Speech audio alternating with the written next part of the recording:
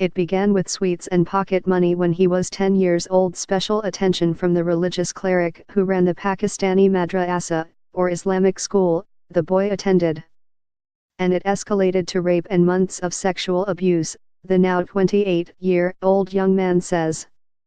I feel rage now when I think after he raped me he took a bath and right away he left to lead the prayers, the man, an economist who lives in Islamabad, told the Associated Press. After that I came to know from 3 or 4 of my classmates that the mufti used to do the same with them. Speaking English, at times searching for the right words and at others apologizing for the explicitness of his conversation, he described the cleric's advances, how he took him to another mosque that was not associated with the madrasa the boy attended and then raped him.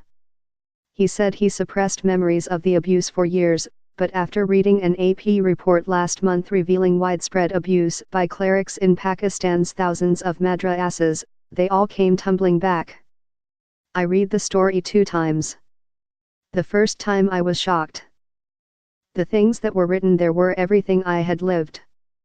The second time I read it, the whole of my body was trembling because of the memories it brought back, said the man, speaking on condition of anonymity, not only because of the shame he felt nearly 2 decades later but because he feared Pakistan's religious leaders could retaliate against him either with violence or charges of blasphemy or being an apostate, both of which, he said, were tantamount to a death sentence.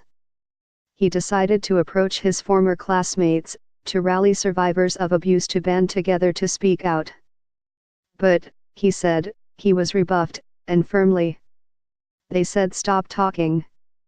This is not something to discuss.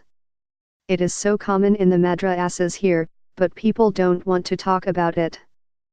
We are ashamed, the young man said.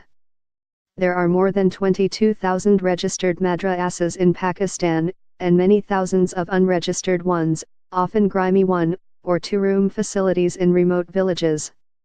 The millions of students they teach are often among the country's poorest, who receive food and an education for free. But at the madrasa this young man attended one of the largest in the Pakistani capital, which attracted students from other parts of the country. Many of his fellow students were, like himself, from middle and upper middle class families, sent to the madrasa to win favor for the family from God, he said.